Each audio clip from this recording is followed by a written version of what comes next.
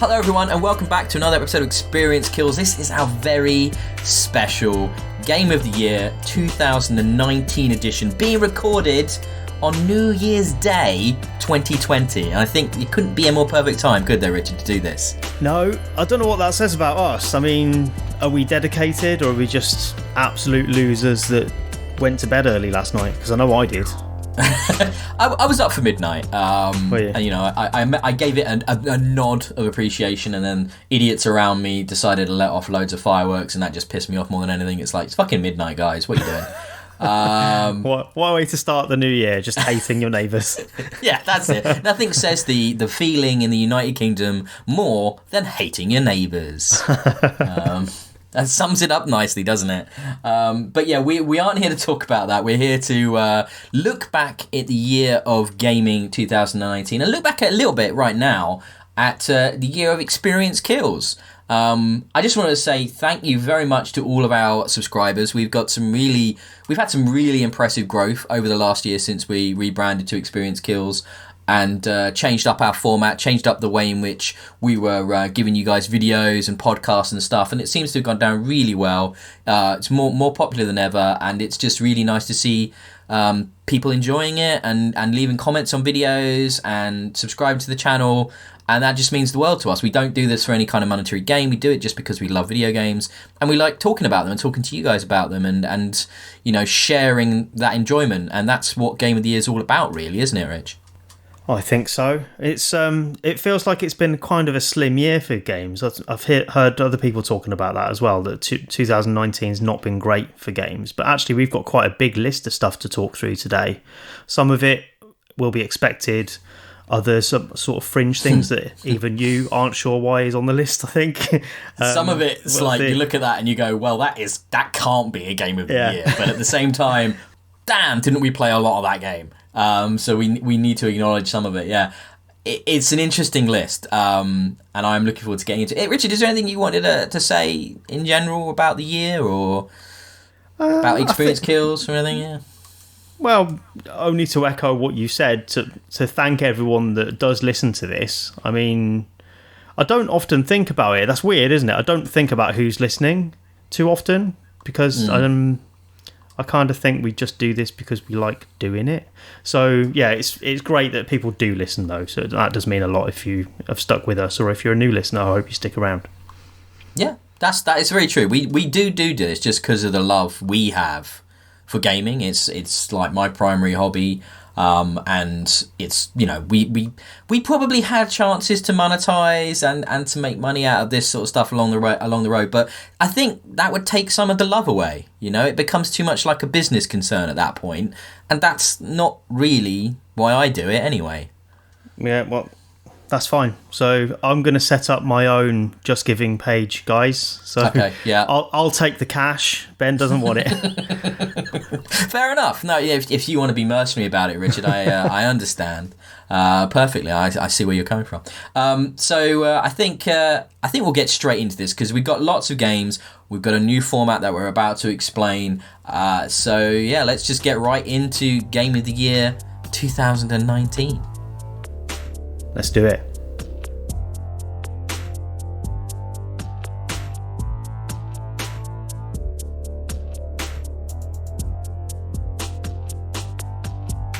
So yeah, this year we're going to do things a bit differently. In the past we've had categories. I think last year we just had a sort of an informal discussion about the games we've enjoyed. This year we've put together a list of a total of 18 games that both me and Richard have populated. Some we've played, you know, we both play, others only one of us have played. But it's games that we've enjoyed, not just games that are the best or games that are the greatest example of a genre or anything like that. And now we're going to have a fight to the death for these games, aren't we? We're going to have basically a winner stays on tournament that will go through each of the 18 games, and they'll fight against each other, and we'll be sort of discussing the pros and cons, and you know, we'll see what happens, won't we? It will probably be kind of a natural thing where one of us will back one more than the other or that sort of thing, but I don't know what's going to happen. So it's quite exciting. It's an untested format for us. I mean, we talked about doing a sort of knockout competition where we go semi-finals, finals and all of that business, but I kind of figured if you do that, then you have to repeat games a lot more. So hopefully this is a way of getting through the games a bit more quickly, and make for more of an interesting discussion, hopefully. But anyone has any feedback on that, then let us know. Well, we don't know. It for next year. The first game that gets randomly picked could be the game that wins. That is possible. And that will really prove its worth in many ways. But I'm using a website to randomly select the game, so it's going to every single game will be randomly picked, and when it's picked, I remove it from the list, obviously, so it doesn't come up again. And then one game will just come out on top. So, do you want to? Is there anything else you wanted to explain, or we're going to go through the list? We're going to go through the list first, yeah. So people know what to expect. We have seeded the list. So at the bottom, because it wasn't seeded due to the nature of the structure of the game, I think we got Life is Strange 2 at 0 Metacritic. Then we got Anthem at 65, Destiny 2 Shadowkeep at 77, The Surge 2 78, Untitled Goose Games 79, Call of Duty Modern Warfare 80. Star Wars Jedi Fallen Order 80, Metro Exodus 82, Death Stranding 82, The Division 2 82, Control 82, A Plague Tale Innocence 83, Tetris 99 83, Gears 5 84, Outer Wilds 85, Fire Emblem 3 Houses 89, Sekiro Shadows Die Twice 90, and the Resident Evil 2 remake at 91. And that's the games that we are going to be feeding in to this battle to the death. So what's the first game? The first game is... Okay, it's an interesting one to start with, because many might argue it shouldn't even be on this list. It is Anthem. So, oh, no. Right. I feel like that could be going out quickly. Yeah, it could be. It was kind of a wild card entry, but... Let's talk about it against the other game. And the other game is... gonna win, which is probably Sekiro Shadows Die Twice. So we've got one from the bottom of the list and one from the very top of the list have been put head to head right at the beginning here. So let's talk about Anthem and why it's here. First of all, I definitely played more Anthem so far this year than Sekiro. Anthem came out after much hope and hype, and it was BioWare's foray into an open world shooter. Came out sort of towards the beginning of the year, and I put about 90 hours in the first week, and I dread to ask you, Richard, how many hours you put in total. I couldn't even tell you, but what I can say is that I didn't play anything else for a good 3 months after Anthem came out. I played that non-stop. So it's well in excess of 90 hours. 100. I don't even know how that's possible. There was no content. I don't understand. How did you do that? I just repeated the same stuff over and over because I really liked it, Ben. I liked it a lot.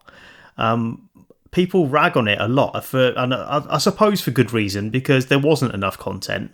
But what was there was so much fun. I loved the mobility. Yeah. I loved the visual design. Mm-hmm. I spent money on like different skins for my javelin, and all of that. I got well into Anthem, and only bounced off when there was absolutely nothing left to do. So obviously, all of the campaign stuff I'd finished. All of the repeatable missions, I'd rinsed them to death and done all of the, there's like quests, weren't there, to kill a certain number of enemies or use a weapon a certain number of times to level up your gear. And I'd cleared all of that. So there's nothing left for me to do in Anthem. You max leveled all your different javelin classes, didn't you? You literally did everything, yeah. Yeah, I think I've got an epic in every slot, and there's just nothing left. And I think if they'd maintained the development cycle that they said they were going to have, and they were going to have regular drops of new content, I would still be playing it now. Despite what people had been saying about it, I really enjoyed it. And yeah, it was broken in a lot of ways. So some of the weapons weren't configured right, so we had that debacle where low grade weapons were stronger than the epic stuff. But yeah. I still really enjoyed it, and I can't apologize for that.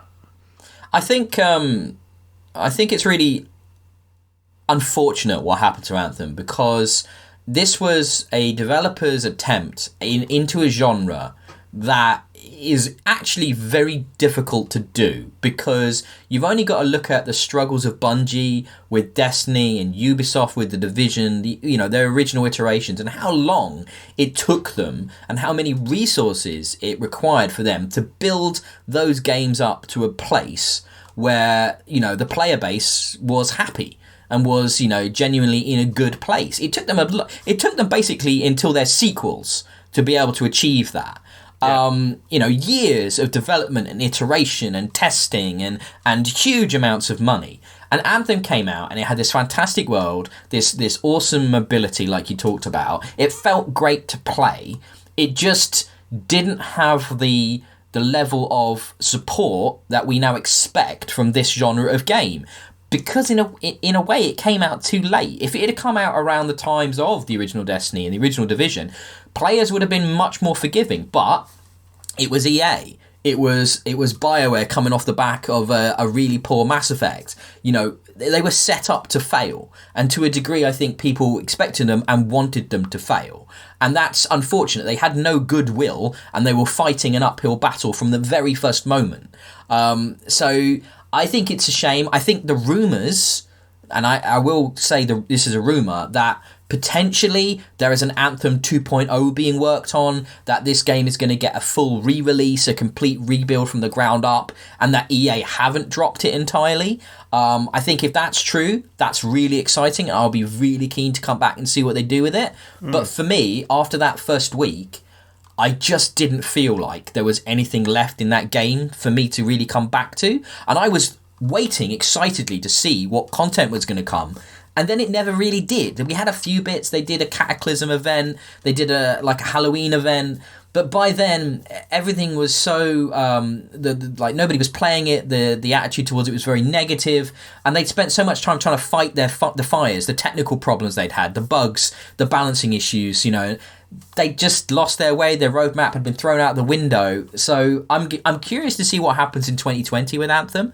I hope something does, because at the core of it, it's a really cool game with a really cool idea and a good experience. I think at the least it's a valuable franchise that they can bring back in a sequel, even if they do just drop the original game now. I kind of feel that, isn't it? Yeah, I kind of feel that there's not very much more they can do to repair the reputation of the original game.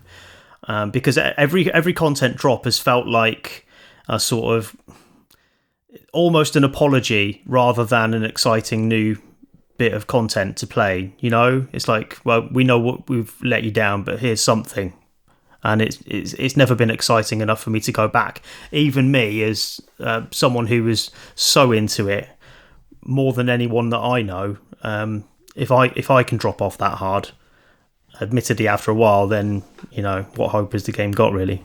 That's probably enough on Anthem. I think you need to talk about Sekiro. I picked Sekiro up over the Christmas break. I haven't put enough time into it yet to really go into it. But tell us about Sekiro and why it's on our list. Well, similar to you, I've not put massive hours into this, certainly compared to Anthem. But I thought it was worth including on the list because, frankly, however much you've played Sekiro, there's very few people who are going to get through it. It's one of those mega hard From Software classics. And I've always been a fan of those games. I've not always finished them. In fact, usually I don't. I played them for a long time and then sort of suffer burnout towards the end and just can't get any further in them. But that's okay because they're great as far as they last, and I really enjoy them every time. So I continue to buy them. But the difference with Sekiro is that where all of the other From Software games have been, I suppose, to a degree about melee combat, you could argue Bloodborne is a bit more based on projectiles and, getting in there as well. So it's much more about getting in the midst of combat. Sekiro is almost the opposite of that, where they've increased mobility and increased the opportunities for stealth. So it's discouraging you from getting too deep into combat, especially when there's more than one enemy around. And it's all about making your escape, hiding again, and then taking the opportunity to take people out on your terms, really. So you're controlling the battlefield without the enemy being aware of it, rather than meleeing, parrying, dodging around, and kiting enemies. Although all of that stuff is there, if you want to play it that way, it's just not really focused on that area. So it's got all of the classic design of From Software, that it feels really great to control.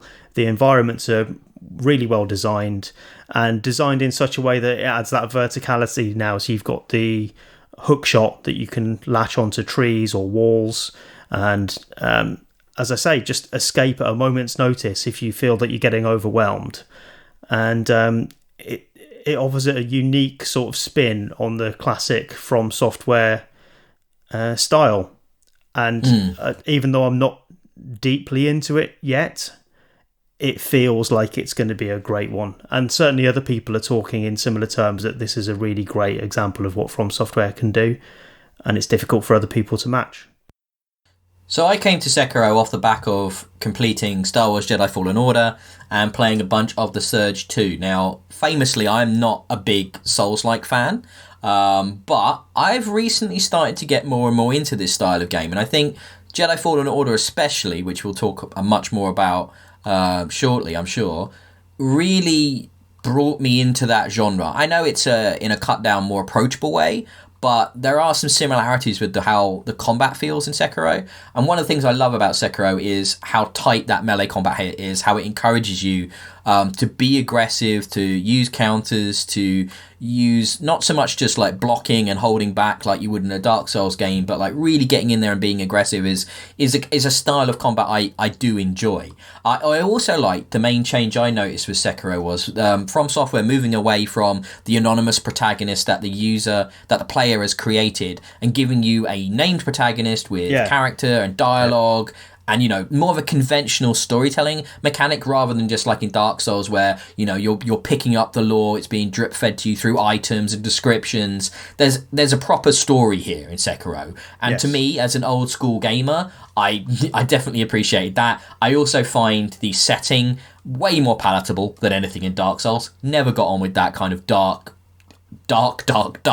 fantasy setting. I much prefer this sort of ancient feudal Japan stuff, and it's really cool and interesting, and I'm far more engaged. I'm looking forward to playing more of it.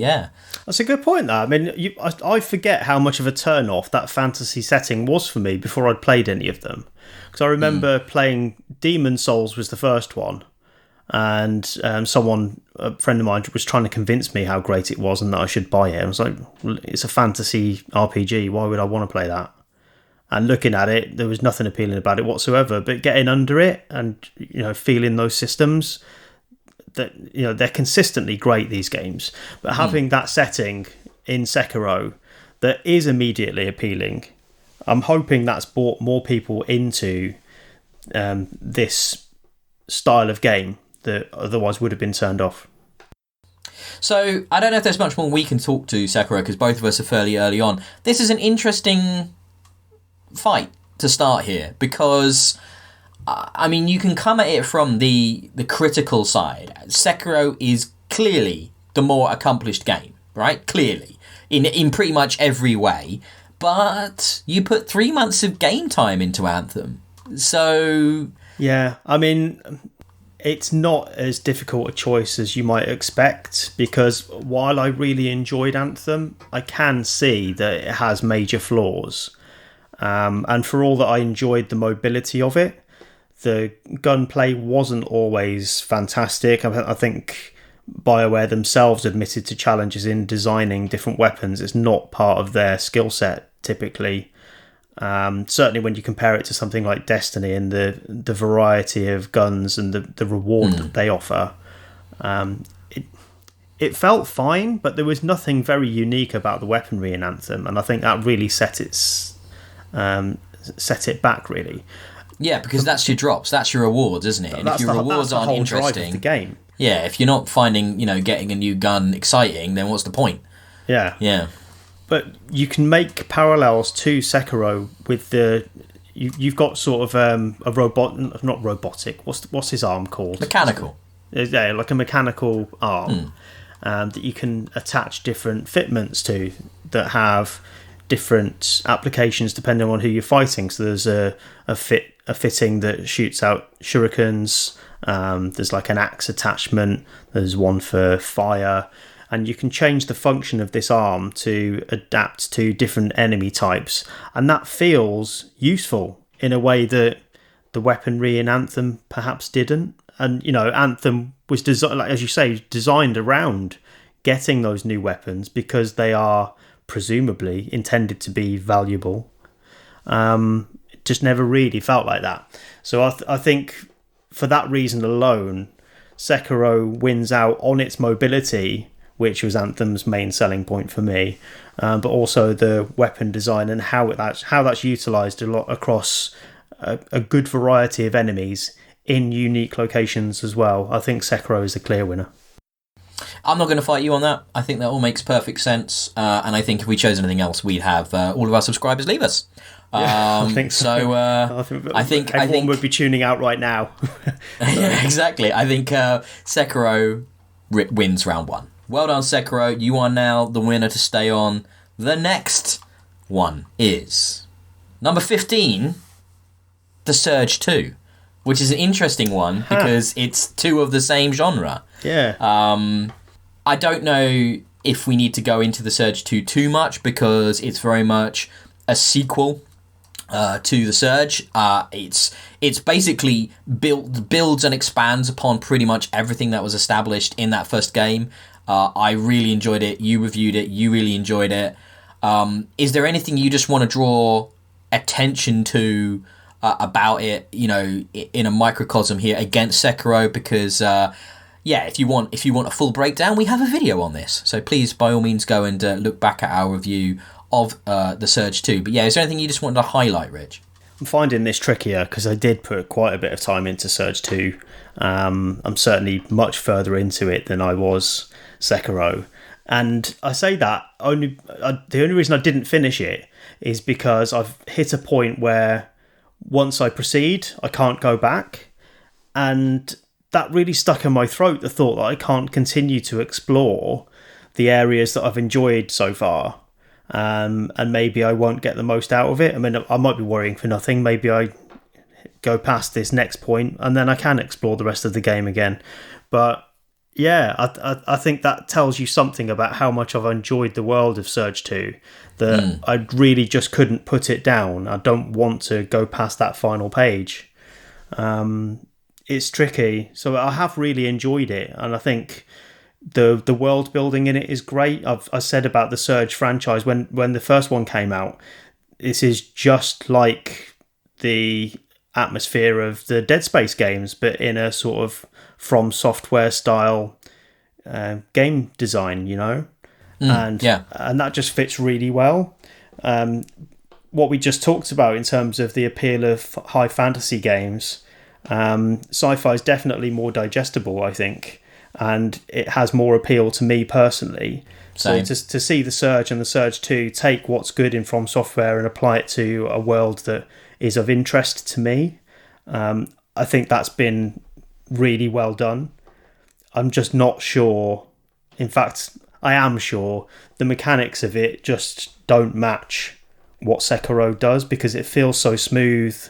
The world is much richer and feels more realistic in Sekiro. It doesn't feel like, it doesn't feel like a game map. I think that's what Surge 2 suffers from, is that it feels, although it's great to explore, it does feel very much that you are exploring a game rather than it being a place. Yeah, I didn't like the world that much of the Surge 2. I think there was a lot of ambition there, but the size of the team starts to show, i.e. it's not very big, because it don't look great. I mean, it really doesn't look great. Even in resolution mode over performance mode, I think the game looks pretty old. I think the design of, in their desire to be bigger and more expansive and more open, it's lost fidelity, it's lost detail.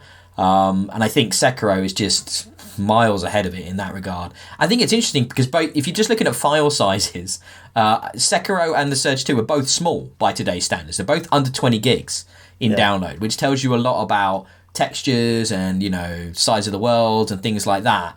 But Sekiro does it so much better. It deploys its resources and its kind of game design in smarter ways to utilize, you know, what it's got when it comes to teams. Again, I don't think that From Software is a huge studio necessarily, especially as Sekiro may not have been the primary sort of game in development from the studio at the time. Yeah. But it's so they're comparable probably when it comes to resources, but it's better deployed in every way in Sekiro. One thing though, Surge 2, love that dismemberment mechanic. I think that's one of the best kind of most original mechanics to come into a Souls-like game. The idea that you're cutting off elements of your opponents to upgrade yourself. I think that's fab. I love that. Really, really clever. And that's one of the takeaways from the Dead Space world as well. Not just the sci-fi aesthetic of it, but that mechanic of removing limbs, but then going one further to actually use them. So you'll end up going back to areas to find a certain enemy type that has the armor that you want. Because last time you got his arm, this time you want a leg to finish off the suit, you know? So that is great to, you know, to exploit the natural flow of that sort of game where you are going to be going back to areas repeatedly. It gives you a reason to do that, and it's not just busy work. I think if we're being critical, I think the answer's obvious. Yeah, it's painful that, because Surge 2 really enjoyed it a lot, but I think it's going to have to be Sekiro. So Sekiro stays on now. So it's defeated round 1, it's defeated round 2. In round 3, it is facing... Ooh, wow, we couldn't get much more different now. After one that was incredibly similar, we're coming up to an entirely different genre, A Plague Tale: Innocence. Oh, shit. So both The Surge and Plague Tale were published by Focus Home. But yeah, you couldn't get more different, could you? Okay, no. Now, I might be contentious saying this. I am enjoying Plague Tale more than Sekiro. I think both of us are more inclined, and it might be to do with age, it might be that we've been playing games for a very long time, but more inclined to enjoy a strong narrative experience than a hyperkinetic action experience. Yeah. I reviewed Plague Tale, and I was really impressed. Talking about fidelity, talking about quality of visuals, talking about immersion in a world. I was really impressed with how I was sucked into A Plague Tale. It's kind of like imagine the best elements of like Telltale narratives and was it like Life is Strange? Yeah. But then bump up the kind of quality of the world, character design, voice acting to a level of a AAA standard. And then skewer it through kind of like this European voice, this European tone that you just don't get that much. And it was incredibly impressive. Yeah. I'm comparing it to stuff like The Last of Us, which is the high... Well, visual fidelity-wise, yeah. Not just that, but what it's trying to do. The storytelling, the themes of, you know, what would you do for someone you care about? That all underpins this experience, because it's one of those where you, the protagonist, a young French girl of high birth, has to look after her ill brother, and you know, the way that plays out in gameplay is it sort of takes what happened with Joel and Ellie in The Last of Us and ramps it up even higher. Because the sense of jeopardy with the little boy Hugo, how much of a risk he is to take into difficult, dangerous scenarios in this medieval world filled with hostile soldiers, plague-filled rats, and whatever other threats come to bear. Guiding a small boy through all of that, who is ill himself and has bouts of... he has fits, doesn't he? And periods where he has intense headaches and can't control himself and needs to be looked after. He freaks out if you get too far away from him and starts shouting. Occasionally he'll play up and start running off because he thinks it's fun, even though there's a serious threat knocking around the corner. Just lovable bits as well, where he'll see frogs and be in wonder at the sight of a frog or a duck because he's never seen them before, having been holed up while he's been ill for all of his life.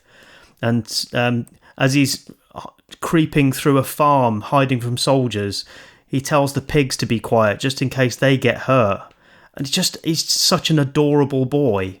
And I think I can't remember her name either. The so frustrating. The character's name, Alicia. Her characterization is so realistic and humanistic because she's the reluctant guardian. She never wanted to be his mother. She's his sister. She didn't like him that much, really. Or even know him. She wasn't allowed to see him because he was kept away from her. So they have this kind of contentious relationship. You know, she's always being torn between her responsibility to protect him and her desire to get away from him because, you know, he is a liability often, you know, and putting her at risk. So it's this really interesting dynamic. The only thing that I would say maybe detracts from the game is the gameplay.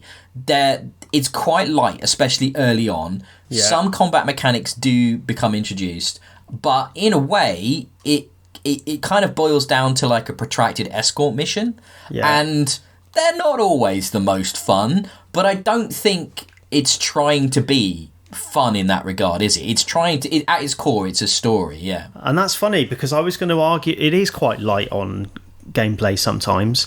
I was going to argue for that as a strength because this game makes it look so easy to deliver a narrative-heavy adventure without it feeling like a cutscene.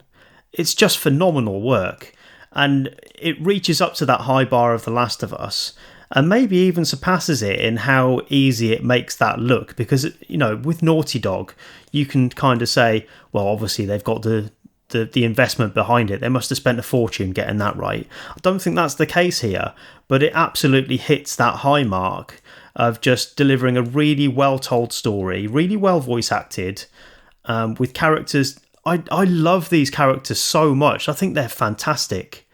And I think it does it better than Telltale, and it does it better than Life is Strange. Yeah, to bring that narrative at the forefront storytelling. I mean, thankfully it's not up against Last of Us, because that was a few years ago, and Last of Us Part 2 isn't until next year. But I'm not sure it's right up there with Naughty Dog. Purely because, like you said, they had so much more money and resources. Well, you can see the difference in cutscenes. Yeah. Some of the animations are not as great as you would want them to be in Plague Tale. Sometimes you can see where extra money might have been spent to make it more cinematic, but what it does is so good. And I think the simplicity of the gameplay serves to deliver that story as well as they can possibly do it. And I think that is a strength of it. I think it's great. Before we decide against this and Sekiro, one more thing I wanted to shout out. It does horror really well. There are some truly terrifying moments focusing not just on the plague rats, but also on the human characters. It does a great job of putting you in the shoes of these two children, where you're small and you're vulnerable, and you're just... It can be incredibly oppressive and really, truly horrific in its depictions of violence and gore and the ramifications of war. And I crawling through the mass grave / battlefield was one of the most disturbing things I've done in a while. Yeah. And that really stuck with me. And yeah, it's just incredibly effective at setting tone and just... Yeah, it's a very cool little game that I don't think many people have played.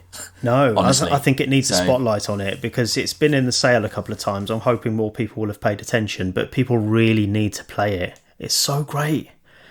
I can't enthuse about it enough, frankly. I might go back and play it some more, actually, now we've done this. I will point out there is a full review of this as well available on the channel if you want to look into it a little bit more. So, comparing this to Sekiro. Ooh. That's an apples and oranges sort of comparison, isn't it? I mean, wow. I think, do we have to go with our guts on this one? I mean, it's a gut thing, isn't it? You have to remember there is an amount of subjectivity in anything like this. Please don't complain, anyone, if we pick a game that you think shouldn't. They're all winners, right? But this comes down to personal sort of interest, doesn't it? And my interest, I think, is definitely tilted towards single player narrative experiences. When there's a good story involved, that gets me. I think that is a clincher. And I think, I'm scared to say it, but I think Plague Tale should beat Sekiro. Yeah, it's really good. Okay, so what is Plague Tale staying on? Plague Tale was the new winner. Plague Tale's in the lead at the minute. The new big dog. Are you keeping an order list of these? 4. I suppose you're just going to have one winner and all the rest are losers. We're just going to have one winner at the end, yeah. So, who's it facing? Let's find out. I'm pushing the button now. Okay. Metro Exodus. Fair. A game from far earlier in the year, but I think Richard's noise there says it all about his feelings. Yeah, I bounced off this pretty hard after being quite hyped for it, because I've played the previous Metro games a fair amount, more than once actually. I didn't get very far into this at all. Did you get what environment did you get to? I'm in an open area, so are you in the desert? No. So when you escape, you didn't get out of the first environment. Holy crap! Okay. So there's it's the bit where there's a train in the middle of it, and all your mates are on the train, and then you've got an open world bit. That's the first environment, yeah. So you didn't. There's 2. You could argue 3 or 4 actually, but there's 2 other major environments that you haven't even seen. Which is okay, fair enough. If you bounced off, you bounced off. I really liked Metro. I really liked how ambitious it was for them to take it to this quasi-open world setting. I think the problem is, by doing that, it lacked some of the focus, especially of 2033. Though I don't rate Last Light that much. I think Last Light was their attempt to make it a bit more of a arena shooter. And I think if there's any criticism you could level at the developer, is that they are too keen to try and target a subgenre they think will make the game more popular. Yes. Instead of finding their own voice and their own way of doing something. Open worlds are popular, let's do open worlds. That's true. I think what they did with the original game was make it more, I suppose, more sim-based. It felt more of a simulation of what that sort of environment would be like. A survival game, really, more than a shooter.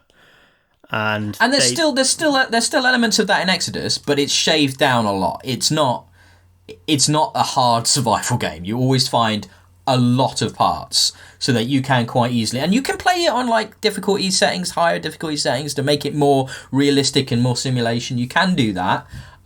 Most people won't, though, obviously. It's got that point where it is such large scale that there's a bit of jank to it. It doesn't always feel the tightest shooter. Again, it'd be unfair to compare this to like a Call of Duty, because it's obviously a much smaller team, much fewer resources, and in many ways much bigger ambition. Yeah. And I always love to see that. I love to see the ambition in games like this. I think the problem it had was, due to the blow up in the scope, it lost a lot of focus in the story and the characters. And in their attempt to kind of make this, very, very consciously not a numbered sequel, but in an attempt to sort of still continue RTM's story, but make it more palatable to new players, they did a lot of things like redoing character models, changing voice actors and stuff like that, which meant that it wasn't that recognisable as a continuation of the Metro series, so it was difficult to feel connected to the characters. I think that's fair comment. And yeah, I think that more than anything, the focus is the part that has kept me from playing it more than I have. I have enjoyed what I've played, but the original games were so focused and almost corridor-like, You've just got these discrete missions. They were more open in places. There's different ways of getting through. Like you could brute force your way through a level, or you could take a stealthy path. They weren't as linear as all that, but they were still less open than this by a long way. And that openness leads to a lack of direction sometimes, and that's kind of where I got to, was not quite being sure what to do next. And again, that fear of missing anything in the environment, you don't really have that if you're playing a linear corridor shooter. I don't want to miss stuff in this world because it looks so good, and I just want to see all of it. And having that pressure to move on when you maybe have missed a lot of good stuff, it's put me off from going back to it. So it's not because I didn't like the game. Quite the opposite. I was really enjoying it. I want to make sure I soak it all up, and they've made that a bit more difficult, I think. It's a strange criticism to make that they've put a lot of good stuff into the game, but it's subjective, like you've mentioned. These are subjective choices because we can only look at stuff from our perspectives. Yeah, I get that. I again, extensive coverage and reviews of this game are available on the channel, so by all means go back, look at that video if you want to know more. However, I think we need to make a decision against Plague Tale, which is tricky because they are very different again. I'm still going with Plague Tale. It's easy for me. I think, I enjoyed Metro a lot more than you, got a lot further. Yeah, that's probably the hardest one for me so far, but I'll stick with Plague Tale as well, I think. Right, so what's Plague Tale going up against in its third round of being on the table here, as the winner stays on? It's going up against Call of Duty Modern Warfare is the next one Plague Tale is going up against. Right. From a single-player narrative experience to predominantly a multiplayer competitive shooter experience, you couldn't get much more different. I know, Rich, you haven't played really any of the multiplayer, and I think the campaign in Modern Warfare is very good, and I really enjoyed it. However, it's all about the multiplayer. It is the best it's been, I think, possibly since like Modern Warfare 2, even Modern Warfare 1, which I played, I would say, at a semi-professional competitive level multiplayer back when I was a youngster and had the time to dedicate to one shooter like that. And holy crap, do I love the multiplayer in this game. It's slowed down a little bit on mobility-wise. There's a little bit more thought goes into it. The weapons are fantastic. The look of it's great. The map design is fantastic. The different range of modes is really compelling. There's loads to do, loads to unlock. It's the most accessible and yet kind of the deepest it's ever been. It's so pick up and play. It's so easy just to jump on and play a couple of rounds of this. And, level up a gun, level up your player. There's lots of, bars that fill up. There's that nice feedback loop you get from a good multiplayer game. It feels traditional, and yet at the same time, it feels like it's a step forward. I really, really enjoy the multiplayer in this. However, I know this is falling on deaf ears, and you've already made your decision. You know me too well. Well, what can I say? I don't like Call of Duty multiplayer. I never have. And, yeah, you can say that's me, not the game. Maybe this is a great game, I don't know. All I can tell you is I've never enjoyed multiplayer on Call of Duty, and you're not going to sell that to me, ever. I can only speak for the campaign. That's so fucking weird, because that's the whole point of the game, but okay. Not for me. I've only ever bought... I buy COD every year when there's a campaign in it, and that's all I play. I never touch the multiplayer now, because I know I'm not going to like them. But the campaign, I did enjoy. This was a good year for COD campaign. Probably not been as good since Infinite Warfare, which I think is the high mark of the series. Really enjoyed Infinite Warfare's campaign. I think this was a solid reboot of the more traditional military setting, although not as different as I thought it was going to be. I'm not sure why I expected more from it. Maybe because it was kind of a reboot, and I thought maybe they'd have something new to justify bringing it back to... I mean, have you ever been involved... Have you ever had to deal with an interactive waterboarding scene before? Because I've never done that.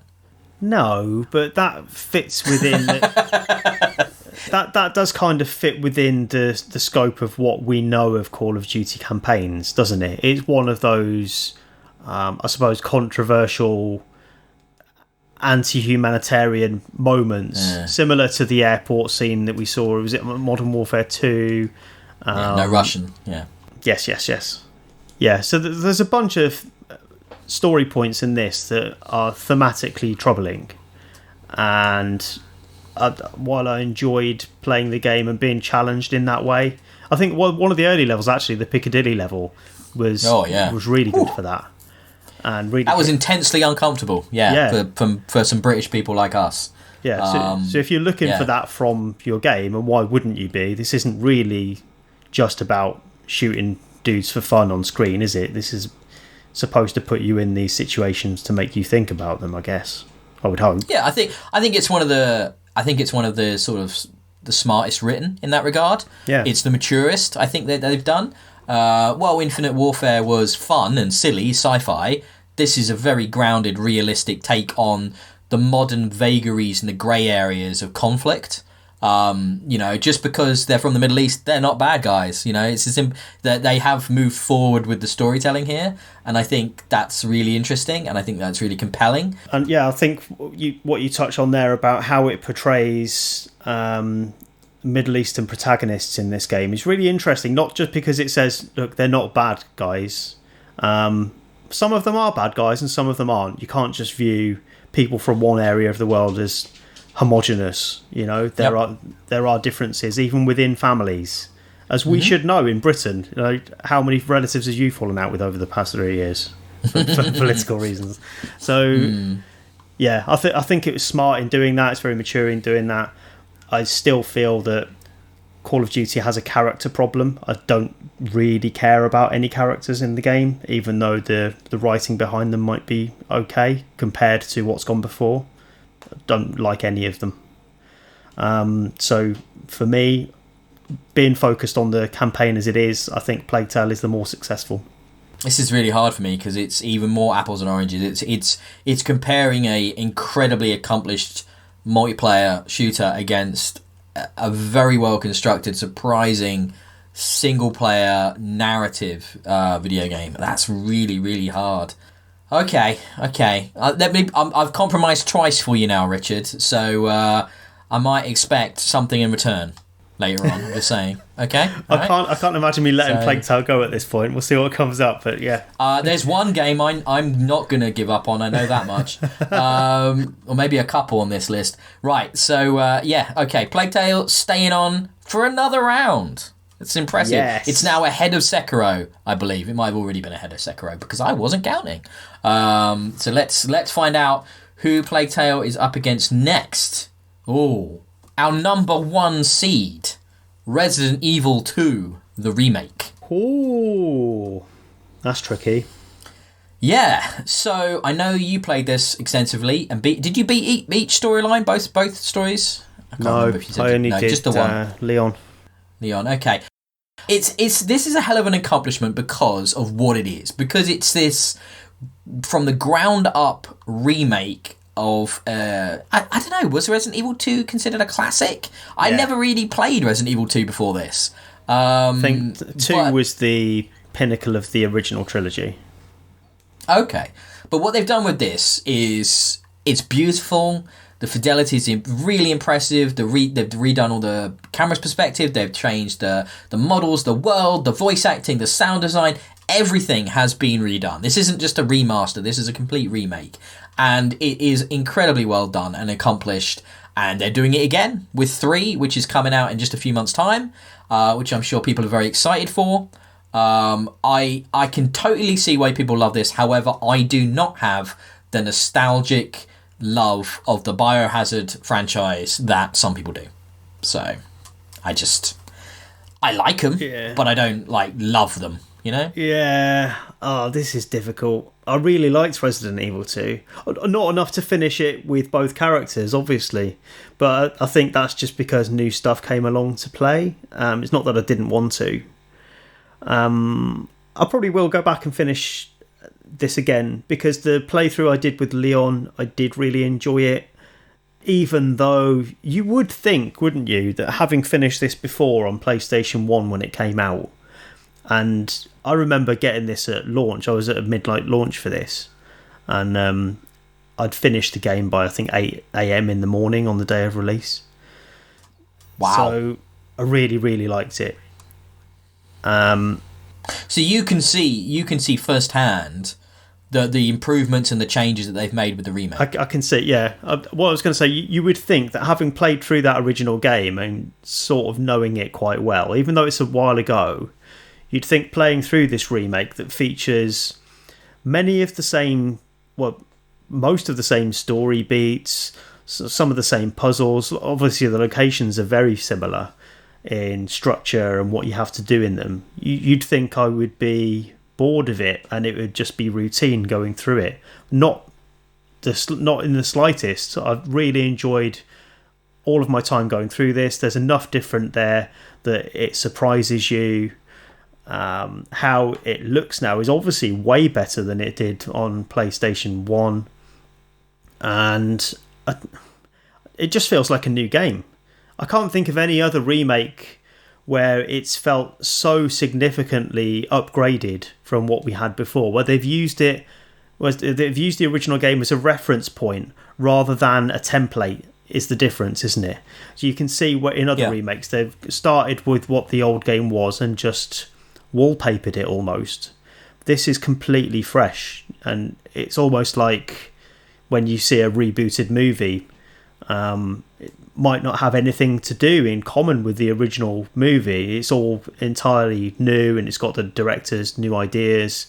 This feels like that level of maturity and confidence to say, right, Resident Evil 2 was a good game, granted, but we've moved on since then. If we were going to make that game, forget that game existed, we're going to make it again now, what would it look like? And that's what they've done. It's just really great, a really great achievement. And I'm glad it exists. But the question we've got to answer... yeah, the question, yeah. Is it better than Plague Tale? It's a bit of an easier comparison because it's... while there's puzzles and there's, horror, there's a lot of character work, there's a lot of storytelling in Resident Evil, almost too much. Yeah. The lore is so thick with complexities in Biohazard franchise, isn't it? It just barely makes sense, barely even hangs together. There's so much of it. Not at this point. I think the strength of Resident Evil 2 is that it sheds a lot of that. It just goes back to when it was more accessible. Yeah, I know what you're saying, but you can't take it in isolation because it is this remake of a game which is the second in a series of 7 games, isn't it now? Yeah, 7 games. So it's kind of like you have to bear that in mind when you're comparing it to Plague Tale, which is the first entrance in a brand new IP. I think it is impressive because of what it does. You're dealing with some similarities here: surprising release, nice visual fidelity, good storytelling, good characterization, good controls. Well, good characterization. Good action adventure. Are you sure about that? But you have to take it in the tone it's intended. It's not... Resident Evil isn't trying to be gritty and realistic. It's trying to be pulpy and cinematic, isn't it? So I think it achieves that. It's trying to be horror. Very well. It's trying to be horror, isn't it? Well, it does that very well. I think the jump scares and Mr. X are fantastic. Does it do horror as well as the really horrific shit you see in Plague Tale? Well, yeah, again, similar, isn't it? Mr. X is an incredibly oppressive foe that's indestructible, that shows up at random times throughout the campaign, will pursue you unrelentingly, has a very similar vibe as the rats do in Plague Tale. But I'd say he's more threatening because he's more relatable, because he's more realistic, because he's humanoid. I actually found him more scary when he'd show up, when you'd open a door and he'd just be there and you'd be like, run. Like, that's all you can do is run. Did you not reach a point where that was... I think Resi pips it for me. Really? Yeah, just I think it's very close, but I would pick Resi because I think while A Plague Tale is a surprise in the fact that nobody knew it existed, this is a surprise in the fact that this is Capcom, who thought they could do it this well, and yet here they are, and they've kind of bucked this trend of a decade of pretty mediocre games. I'm not counting Biohazard 7, Resident Evil 7, because that kind of surprised people. But I think that won a lot of people over because of the VR and because of the first person perspective. I personally don't love that game. but I think 2 being much more at the core of Resident Evil and being that good is very, very impressive. Ooh, it's difficult because I do like. I think it's probably more difficult for you than it is for me. Yes. Yeah, it is. It really is, because I think I've got to go back to character. I think that's where the strength of Plague Tale is over Resi 2. And as much as you say Resi 2 is not really about characterization. Well, it's not about trying to make characters that you understand. It's about making, they're action stars, aren't they? Well, Leon, I guess, is an archetype. I don't know. They call it survival horror. It is supposed to be a horror experience. And for me, horror is the best when you care about who's suffering or who's in terror. And that isn't Resident Evil 2 for me, because they feel like comic book characters. Plague Tale feels much more real than that. I can see where you're coming from. I think there's different types of horror. I think there's the types of horror where it's the archetypes, in a cabin or in a zombie movie. And then there's the horror where it's the unexpected horror from survival, which is what you're getting from Plague Tale. Yeah, I don't think realistically Plague Tale can win this year. I think, however, if you wanted to draw attention to the quality of Plague Tale, you've done that. Yeah, okay. So you're back in Resi 2. I just don't see how... I just don't see... Your Plague Tale is really, really fresh for you because you're playing it like right now. But it doesn't hang at the top of the list. Okay. I'm going to mourn Hugo, but if you think Resi 2 should go forward, it's on you, man. Okay. Right. Well done, A Plague Tale. I think it hung in there against some heavy bloody hitters a lot longer than it had any right to. But it was a very, very good game. So well done. We now have a new champion sitting on the throne, and that is Resident Evil 2. And let's roll the dice and see what it's up against. Tetris 99. Wow, how do we do this? Very similar.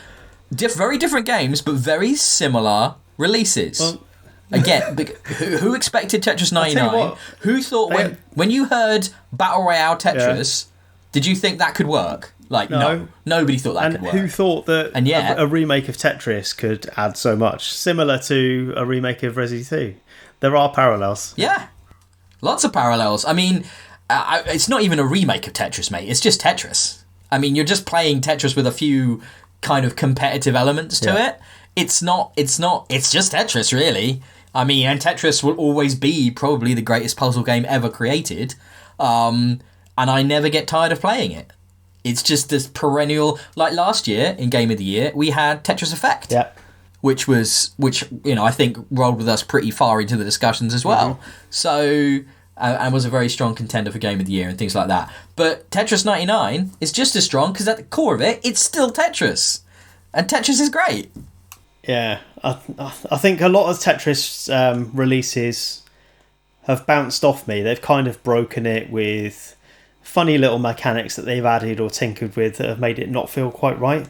But Tetris 99 feels like authentic Tetris, but with that multiplayer aspect added in, which is just so addictive and competitive and compelling. You really, really think that you've played Tetris for 20 years or 30 years, whatever it is. You must be better than this. Why can't you get into the top 10? And it's you can't stop until you get there, can you? I think. Yep. Have you won any? Because I've not won. I've not won. No, I think I got to 6th or something a couple of times. But yeah, I think because it's got that legacy and everyone knows Tetris, everyone thinks that they know how to play it really well, and it turns out maybe you don't, because there's a lot of better people than you out there. It's really, really competitive, but it's so much fun, and I didn't expect to be exposed to that new fun from Tetris. I thought I knew what Tetris was, and this just adds a whole new layer to it. I mean, I was saying, Tetris is Tetris, but this isn't just Tetris. I mean, the multiplayer aspect of because of course, you're saying you think you know how to play Tetris. You do know how to play Tetris. Everyone knows how to play Tetris. However, not everyone knows how to play competitive, combative Tetris. Yeah. When to, you have the different 4 attacks, don't you? You have knockout, badges, and different ways of targeting where you're sending your cleared lines. Yeah. And picking when and how to switch those, picking, there is a whole sort of meta level to that game and being good at it. The fact that it was free if you had a Nintendo Switch Online subscription, there's now like paid to DLC for it to expand, give you single player options in there as well, give you stuff where you can play with the CPU. I think there's team modes and stuff now as well as just the core Battle Royale mode. But even without all of that, it's just one of those games you can just pick up, spend a few minutes playing, play a few rounds, just chill out, play some Tetris, It's just infinitely playable. There's not a lot to it. Visually, there's a bunch of like themes you can unlock through currency based on winning now. They were all, I believe, the themes were all time-based if you had to participate in certain events throughout the year. But now you can get most of them, I think, by doing just grinding now. Right. Which is quite nice. But that's really the only visual flair the game has. I mean, it is a very basic 2D representation of a game of Tetris, but with this bizarre multiplayer functionality that it just blows my mind that it works so well. It's just nuts. Yeah. It's the best multiplayer game Nintendo's ever put out. Yeah, almost half-heartedly. It looks so casual, doesn't it? They just chucked it out for free as part of their Nintendo Online offer. And funnily enough, it's the only reason to have an online subscription, as far as I can see. Actually made it worth it, which is saying something for it. This is bizarre. It's bizarre but great. But is it better than Resident Evil 2? No. I mean, is there any question there for you? Yeah. Is it that easy for you? Yeah, totally, mate. It's great, but it's Tetris. Exactly. Mate. I mean, it's worth mentioning, but it's not going to be better than the Resident Evil 2 remake. It's Tetris.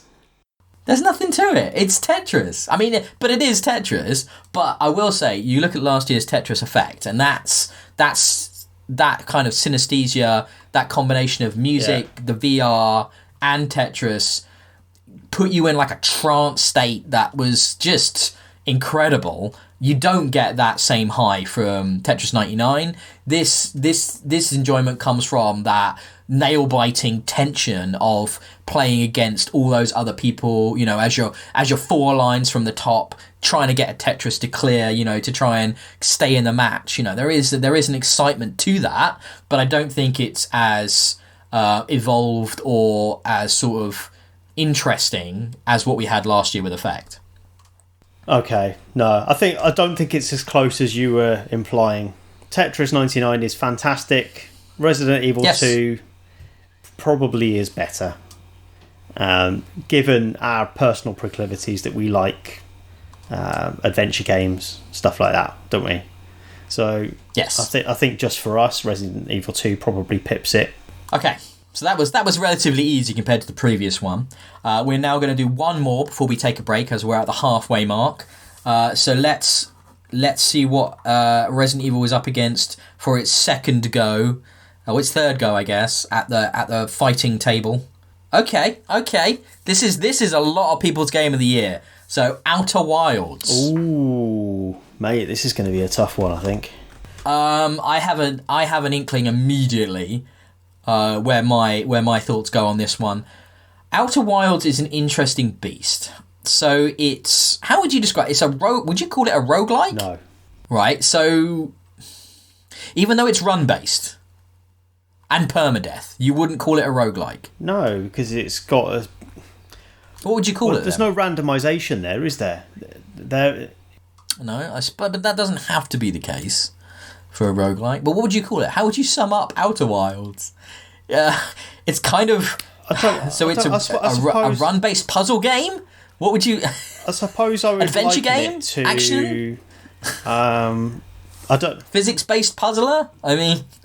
No, not really. I don't know if it's any of those. I mean, I suppose the central mechanic of this is the time reset, isn't it?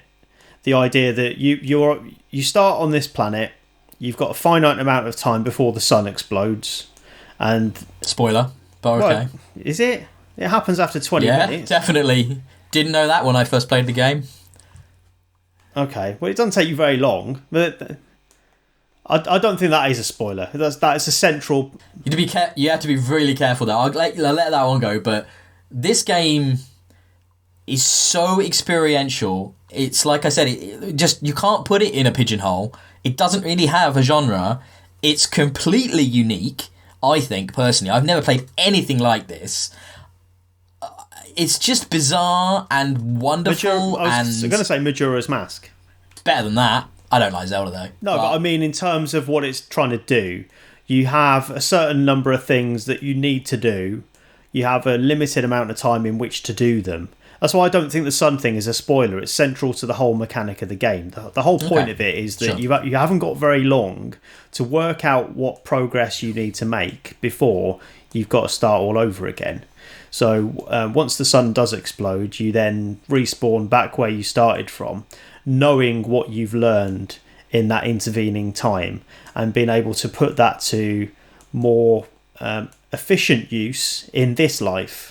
Because the idea being you've already done your exploration, you know exactly where to go next to progress it a little bit further. The way that makes you value the time that you've got and how it effectively makes you care about the worlds that you visit, even though it's fairly rudimentary. There's not a great deal of detail in there, is there? But the characters that you meet and the places that you go... It feels like, I think what it is, it feels like a genuine achievement of exploration to get to somewhere and find something out, because you haven't got that luxury of time to just pootle about and have a casual look at the environments. You're on a mission. If you're going somewhere, it's with a purpose. It gets easier with each reset, because the more you do, the more you understand what you're dealing with, the easier it is for you to focus down onto an objective for that run. It's really hard to talk about this game because we're talking in generalities and vagaries, because the whole point of this game is to get in and play it. I have no idea how big the studio is that made this. I think probably pretty damn small. The ambition, the craft, and the uniqueness of this experience is truly mind-blowing. I have never experienced anything quite like this, and I love that video games can surprise you. My problem with this game that makes it not necessarily a slam dunk is it's, especially early on, it lacks a kind of direction and it lacks a focus. It does very little to help onboard the player into the experience, but of course, as you play more, you realise that's the fucking point. However, if you don't play more, I can see a lot of people bouncing off this. I certainly did when I first started. I only went back after hearing so much about it. However, that I think is an issue with the game, but I can absolutely understand why. I didn't have the same experience personally. It's tricky. Because although there's enough there that I suppose you could feel overwhelmed by choice, what do I do? I felt that once I'd made an initial trip beyond my starting planet, that was a kind of parallel for all the other experiences I was going to have with it. It's that gameplay loop of deciding where am I going to explore next. You have this thing like a radio receiver thing, don't you? So you can look into space and see what messages are being bounced around, what signals you can pick up, and think that sounds interesting. I'll go and explore that. Have I got enough time to get there? I don't know, but I'll try and see how close you can get to it in this run. And that's basically the loop, is trying to figure out where can I reasonably get to in the time that I've got, and what am I going to find out when I get there. And if you're happy with that uncertainty, then you will enjoy this. I don't think that onboarding is a problem, because the uncertainty is the game, and it's that promise of discovery that really gets you wrapped up in the experience. So I don't see that as a problem at all. I haven't finished it yet, no. The other weird thing about this game is that, as fans of story, characters, and narrative, at first it doesn't seem like there is much of that, but as you get further and further in, you get more and more sucked into this little universe, and then the ending. And that's all I'm going to say, because I can't spoil any of that, because you have to see it for yourself. But yeah, it's really good, man. And while Resident Evil was a surprise from the perspective of Capcom doing a remake, who thinks this is going to be any good, Outer Wilds is a surprise that dwarfs our previous frontrunner, Plague Tale, because it does things I have never seen with a game before. And it does things from a studio and, put on Game Pass, no fanfare, and it's one of the truly unique experiences of the year. So I just, there's mechanics to this, like the physics-based mobility of your spacecraft, for example. Just flying around is a challenge within itself. You have to really think about how to land on planets and match orbital velocities and things like that. It's absolutely bonkers that this is part of this game, but not it is to a degree that it's unapproachable. It's fascinating. It's not like Elite. No, not at all. They make it fairly user friendly, but at first when you first get into this game, I do think the onboarding is a problem. When you first get into this game, all of these mechanics, all of these concepts, that is overwhelming, mate. You use the word, and I think most players will find it pretty off-putting to start with until you start to get to grips with, actually, no, it's very manageable. I think the aesthetic helps with that because it looks quite cartoony, and you can kind of tell from the outset that the universe isn't huge. So even though there is that sense of being what do I do? How do I control this thing? Where do I go? You can kind of work out that it's achievable. It's within reach just from looking around. How are you feeling in comparison to Resi? I think the sense of wonder and discovery I had at this, even though I've not finished it yet, I think the feeling I had playing it was, I don't know, I think it probably beats Resi. Yeah, I think it does. But you finished it, so it's a very non-conventional video game, and I think Resi is a very, very well done but conventional video game. And I think I'll always pick something unique over something well honed, but we've seen it dozens of times before. So yeah, I pick Outer Wilds here, and I think that's our champ going into the break.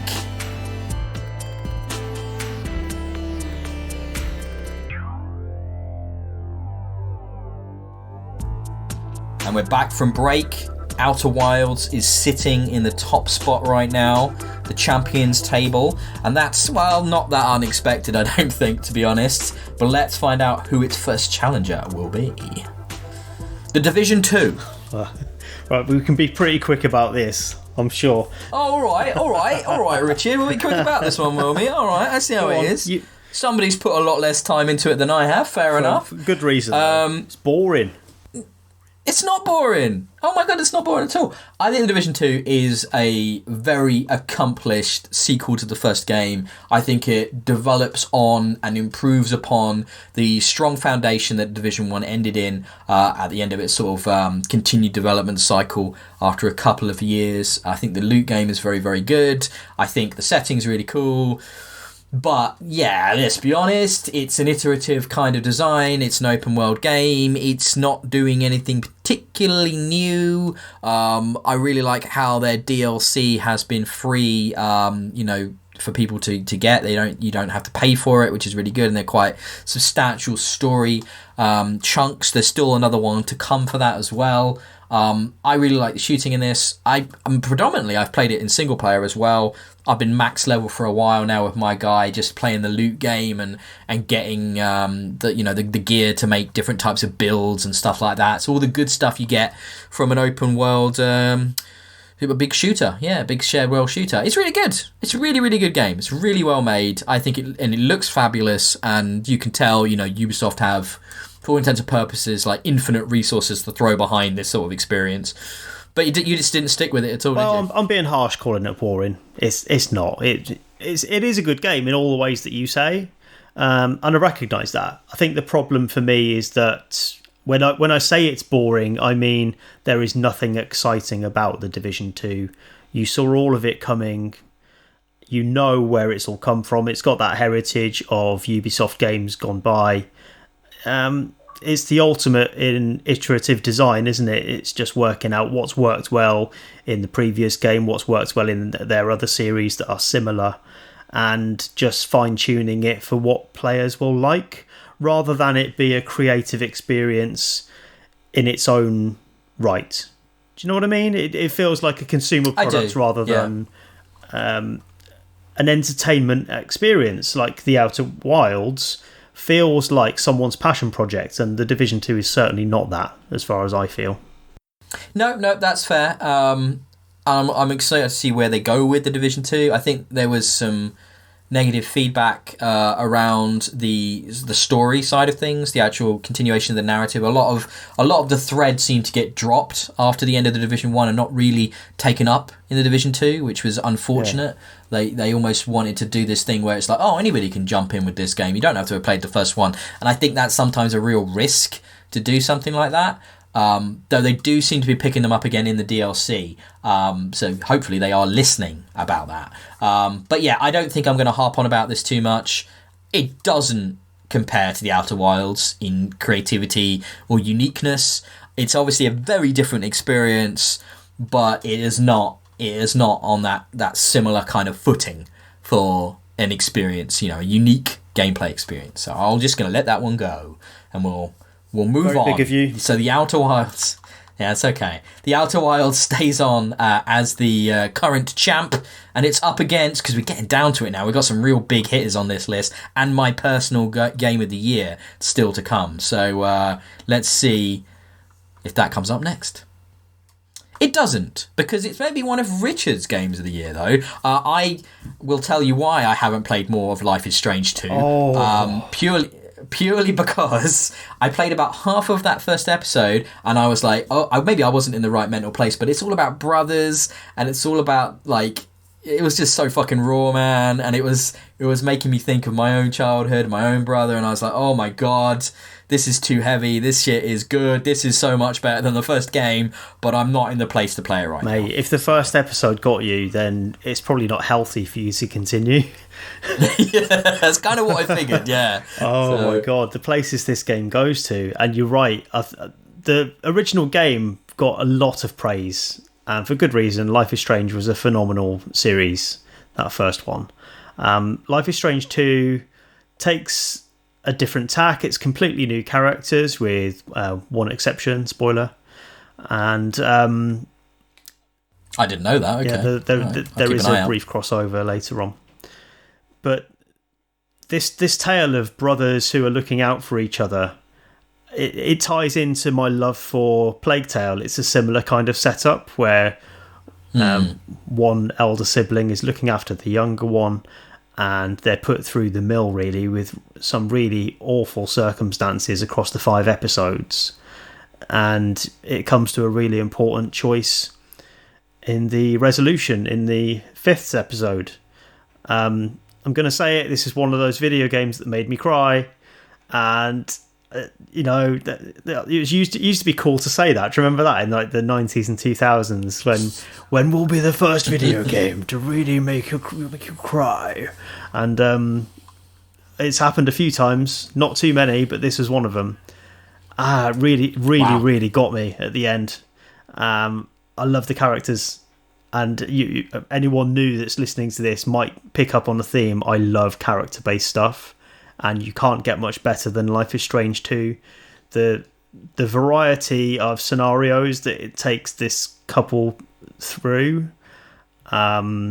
just keeps it fresh and interesting, but the one common consistent thing is the relationship between the brothers, how that develops, how the older brother has that guiding hand over the younger one, even though the younger brother is objectively more powerful because he has these special powers of telekinesis, and he becomes increasingly more dangerous throughout the series. Yet he still has this young frame of mind. He doesn't know how to control it or behave responsibly as a person, let alone with this power. And so you've got this brilliant dynamic of the older brother being mature and in control emotionally, but he has a real challenge on his hands trying to keep this younger brother in check because of the powers that he has. It's just a really remarkable play between the two of them, how that fine balance plays out and how it tips and switches between the two over the course of the series and how it culminates. I'm not going to give any spoilers, but it's such a good payoff. The only criticism I have from what you described is that I predicted everything you just said from the first half of the first episode. Yeah. It's not... by the sounds of things, it doesn't necessarily thematically throw in any big swerves. And I thought it was interesting because obviously what you failed to mention is that the big brother is carrying a lot of guilt over everything that's happened. Yeah. And why they're in the situation they're in. It's basically his fault. Yeah. So that, with the younger brother with the powers, who's impetuous and a bit of a dick, and it's kind of like a naive and like you can see where that's going to go, and it's not going to be good. No. So like that's why I was like, yeah, I'm out. I'm good for now. That's just going to destroy me. It's pretty heavy. I mean, as I was playing it, I was comparing it to something like Heavy Rain. You know that scene in Heavy Rain where the dad... Jason! Yeah, press X to Jason! Jason! That where the dad has got to go through all those trials, and it's kind of a, well, what would you cut your finger off to save your son, or would you crawl across broken glass? And these kind of almost juvenile situations that he's put into, Imagine someone who cared for a relative that had to go through traumatic situations that weren't written by someone who was 13 and actually had some emotional depth. That's what this game is. You're saying David Cage is 13 at heart? I think you might be onto something there, buddy. Yeah, no, I could tell it was going to be a ring. But, I mean, yeah, so, I mean, it's a strange detractor that it's not doing anything... Because it's not doing anything surprising then, is it? Yeah, I can't spoil the details of it, though. And games like... Yeah, but settings could be surprising, but the themes... The themes, no. The theme is, I suppose, fairly vanilla. You can predict it, fine. But a game like this comes down to the choices that you make, and the choices that it presents you with are mature, considered, nuanced, and you feel that they're meaningful, and that is the best that you can hope for in this sort of game. It's a really difficult thing to achieve. I think the original series did it. This series did it probably better, but all of the choices that you make, they feel like they've got some weight to them, and how it all pays off in the end, you kind of think, wow, all of that did tie back to things that I've done, and that does make sense. It's rare, isn't it? Even something as high profile as Mass Effect, where this kind of gameplay was, I suppose, exemplified. There was a lot of criticism of that, where despite all of the choices that you make through Mass Effect, however meaningful they feel at the time, you're still just faced with a binary choice at the end that has no bearing on anything that you've done in the intervening hours. That wasn't the case with this. I felt that all of it led up to that moment. It's impressive game design. I'm going to be a bastard now. Is this better or worse than A Plague Tale? Because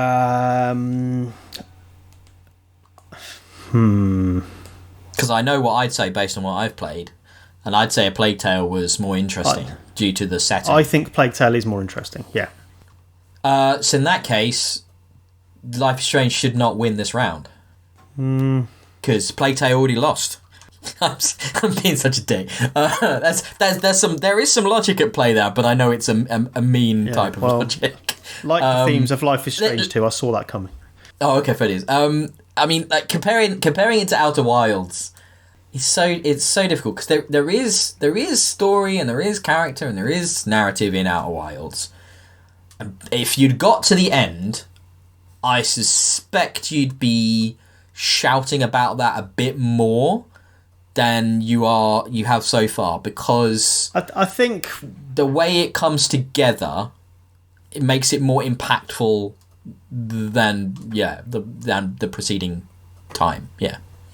What I've been talking about in Life is Strange 2 are the standout moments, and I'm brushing over the bits in between, which is the exploration of bedrooms and living rooms and garages and gardens, clicking on inanimate objects for some cursory response from the protagonist to say that, that's an interesting photo from 3 years ago.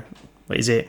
Well, tell me something interesting then, mate. But there's a lot of it that's actually quite dull, and the exposition in exploring the environments, I don't get on with that stuff at all. I feel like it's just there to pad out the time, and it feels a bit aimless. Yeah. Whereas in Outer Wilds, everything you do has a reason. Yeah. Like everything. That's where I was going with that. So even though the high points of Life is Strange 2 are stratospheric, it's phenomenal what it does. As a video game, I don't think it's quite there with something like Outer Wilds that has creativity coming out of its pores. I think that's interesting. We need to move on, but I think what's interesting is that what you said there is Life is Strange 2's highs you could achieve in another form of entertainment. Yeah. Whereas Outer Wilds, no, you couldn't achieve it anywhere else other than a video game. I think that's fair. And I think, I think that means Outer Wilds stays on for this round. Yep. Okay, but it depends. If I can get my head in the right place, maybe I'll play some more Life is Strange. Right, what's Outer Wilds up against next? Okay. I don't expect this to win this, but I think it's worth mentioning is Death Stranding. You haven't played any, have you? This is going to be all down to you, mate. I'm not going to try and make it win over Outer Wilds because I don't think it deserves to. But it's definitely on my list for this year. Not necessarily because it's a good game, but because it's an ambitious game that does something different, that has a voice, that has a direction to it, and a style to it that is unique. That is, independent of the norm. Yes, it's an open world. But it's kind of like where combat isn't even the secondary mechanic. It's like the tertiary. It's so far down the list of important things to Kojima in this. He has lofty ambitions to convey connectedness, to convey, love and hope and support. And I think those sort of ideals in the world today are really fucking commendable and, beautiful and... outstanding that he's able to make a AAA game with them. It's not some weird little indie project, though in tonally it kind of is, but it's an indie project with a big fucking budget. And it's cool that this game exists. It might not be the best game. It certainly doesn't live up to the hype people had who were fans of Metal Gear, but it is a game, I say, if you are a fan of video games, you should play it. Because there aren't many auteurs in the industry. And he genuinely is one, and he has a voice, and it is unique, and this game does stand out as unique.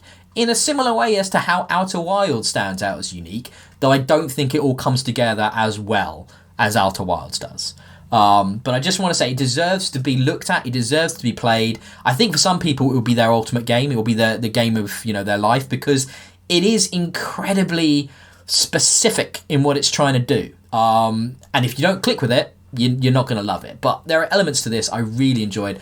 I love the early game when you're still discovering the world, where you're still getting around and like working everything out a little bit.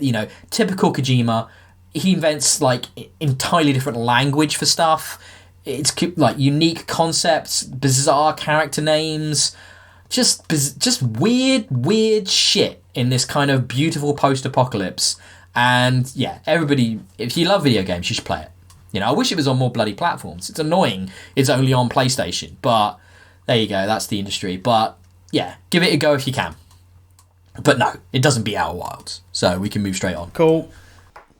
I will play it at some point, but yeah, I can't really contribute when I haven't. No, that's cool, man. I understand. It's like, I just felt the need to play it at the time. I wanted to experience it while everybody else was experiencing it. And I'm glad I did. What's next? This is all you, buddy. Untitled Goose Game. I think this might be fairly straightforward because I do prefer Outer Wilds on balance, but they come from similar places in that they're independent-y sort of fringe projects that are creative and interesting. You won't have seen anything like Outer Wilds. You certainly won't have seen very much like Untitled Goose Game, which is about you playing as a goose, being naughty in a village. And you can do things like steal the glasses off children, or take someone's cap off when they're doing their gardening and make them run after you and chuck it in a lake, or all manner of different things. So your raison d'etre is really to just make a nuisance of yourself as a goose. You can honk, you can flap your wings, and you can peck stuff. And that's basically it. So it's just a kind of sandbox experience where you walk around this little village, find things to be annoying doing, and you've got a checklist of tasks that you can complete. That's not the sum total of everything you can do. You can be creative and sort of make a nuisance of yourself in all sorts of ways, which is the charm of the game. It's just fun. But this checklist of things has you going through the different areas of the game and trying to achieve the things that it says that you can do. And it has that puzzle aspect of trying to work out, well, how do I actually do that? How do I sneak into the pub when there's a guy at the front who doesn't want a goose to come into his pub?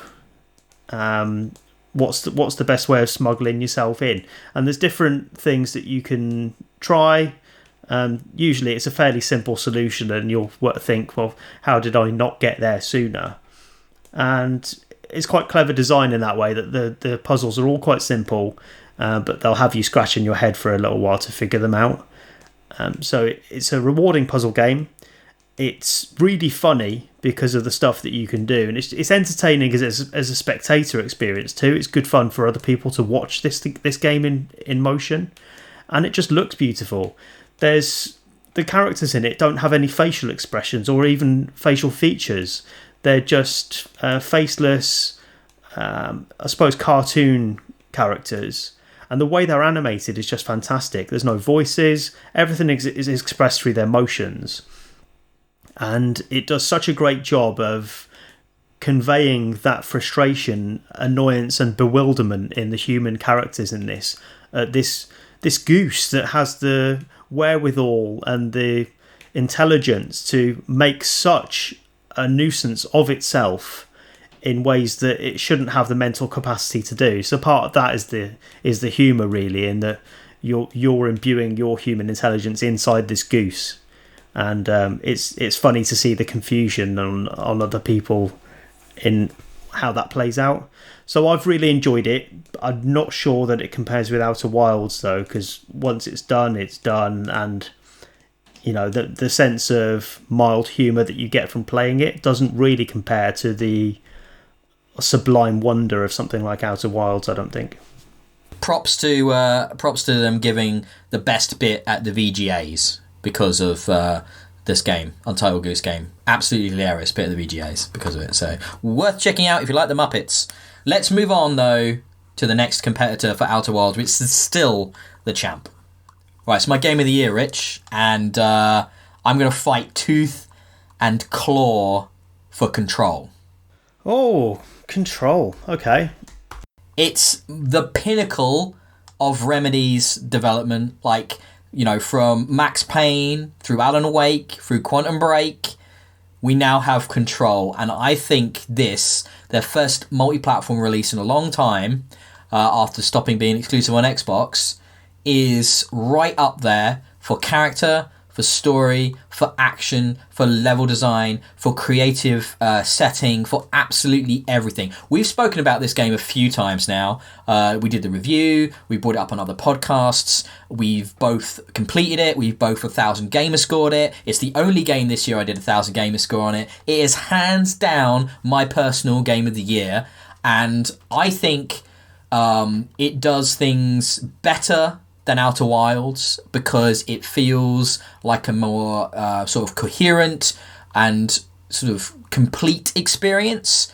It's trying to do, you know, big budget X-Files sort of like high concept sci-fi in this really compelling world with great bits of humor as well. I'm thinking of anytime you watch a video with Alistair Darling or the previous director, it does mixed media format stuff. So you've got FMV in there, you've got really cool interesting power sets, great combat, really cool world. I can't wait for the DLC.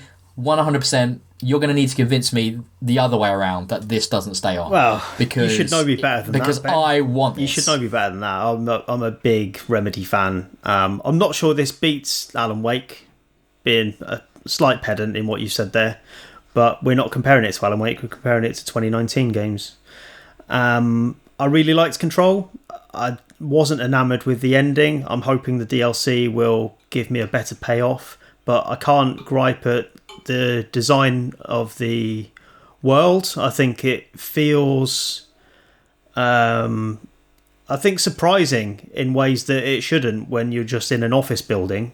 You know, the amount of mileage they get out of desk space is really impressive, and I think what it does tonally, with especially in the opening hours where it feels almost like a David Lynch movie, I think it strikes a really impressive tone that makes it stand out from the crowd this year. And I think the game design builds solidly on what they did with Quantum Break. I think there were a few issues in the mechanics in Quantum Break that it didn't quite gel with all the different skills that you had.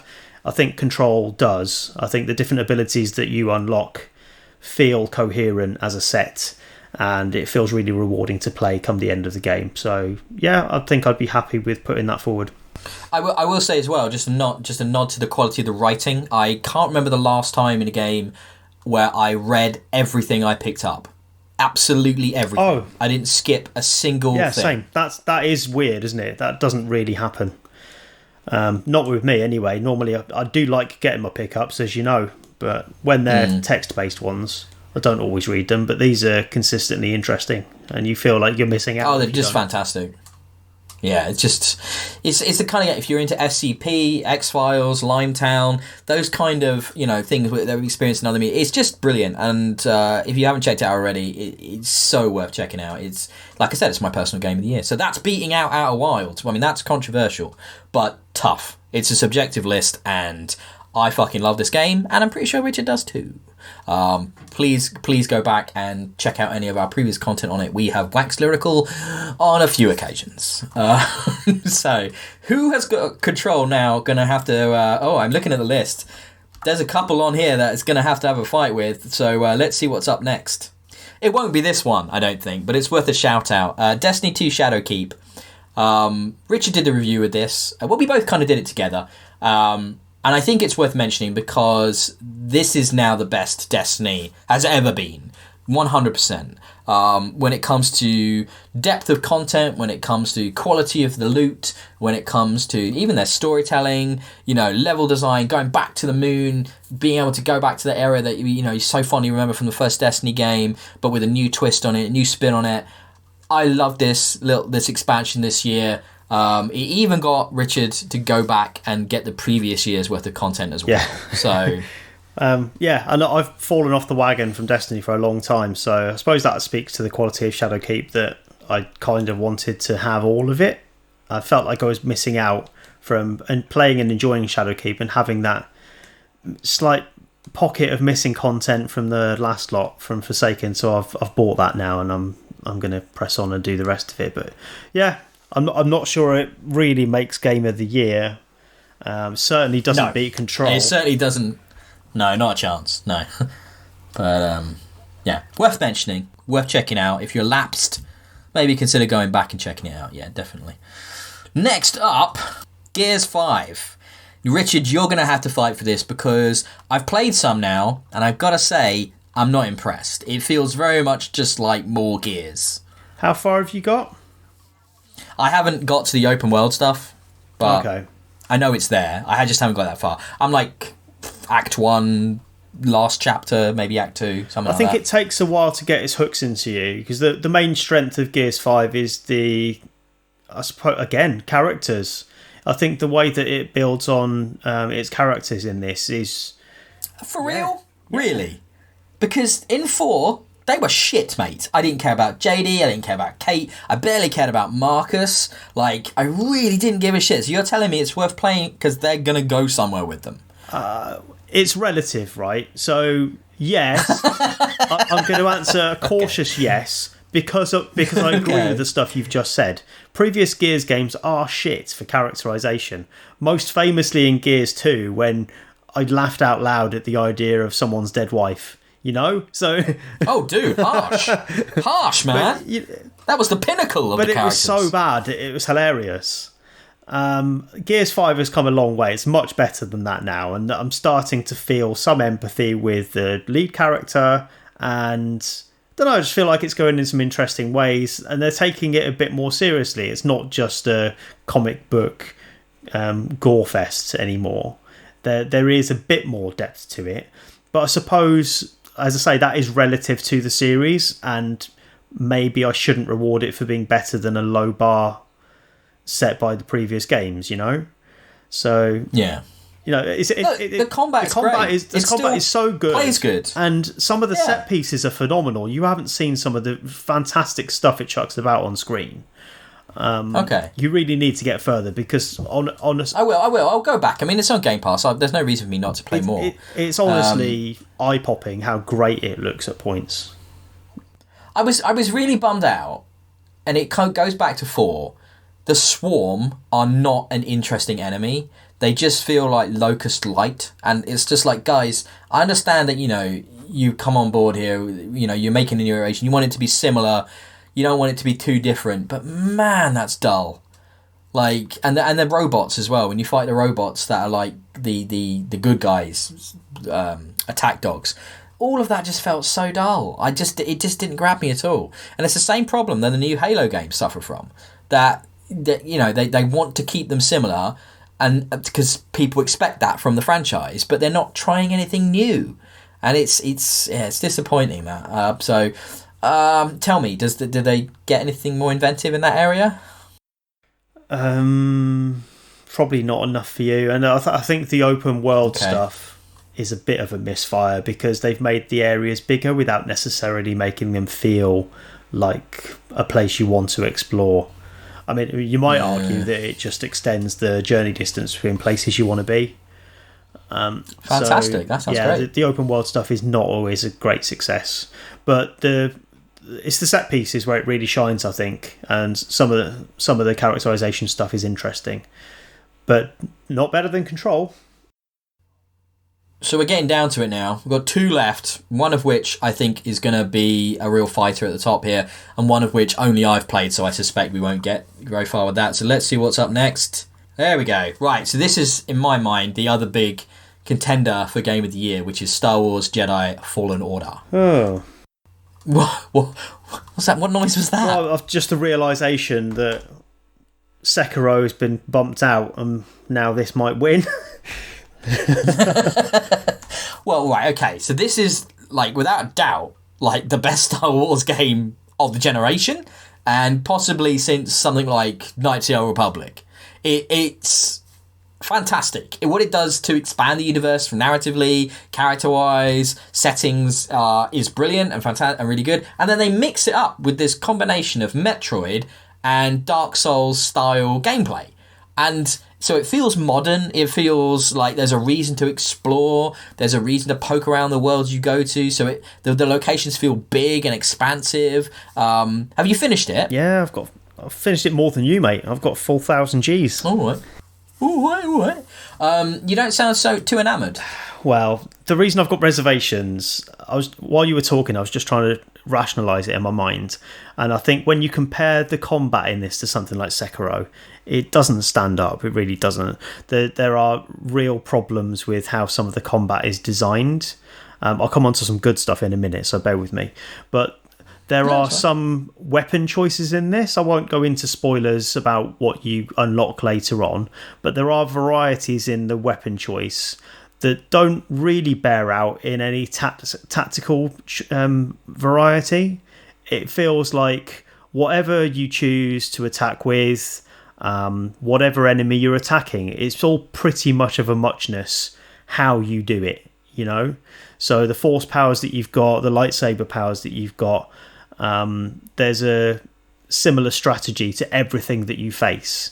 And compared to Sekiro, where there is much more nuance in just the moment-to-moment mechanics of how you move around and how you dodge, how you counter, how you tackle different enemies. If you're facing an enemy with a shield, do you switch to the axe arm, like we talked about earlier, to take the shield out? There isn't really any of that in Star Wars Jedi. It feels a lot more simplistic. Not that there isn't variety in the moves, there's enough there combined with the force powers, but that doesn't translate to a breadth of strategy or tactics that you can employ to defeat the various enemies that are on offer. And sometimes the enemy AI does feel a little bit dumb. Like, you can get into a cycle of I was trying to get an achievement for like 100 blocks or something like that, and you can just do it on a single enemy by just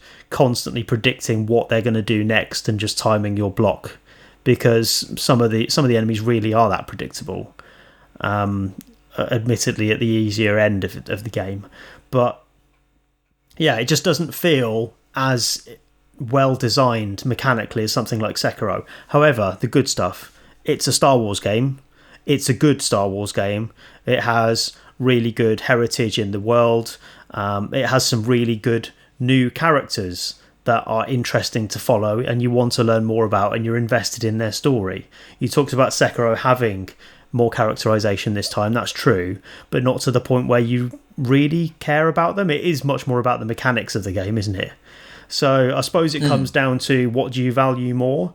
Is it the world that you are exploring and the characters that inhabit that and the journey that they're going on? Is that of value to you?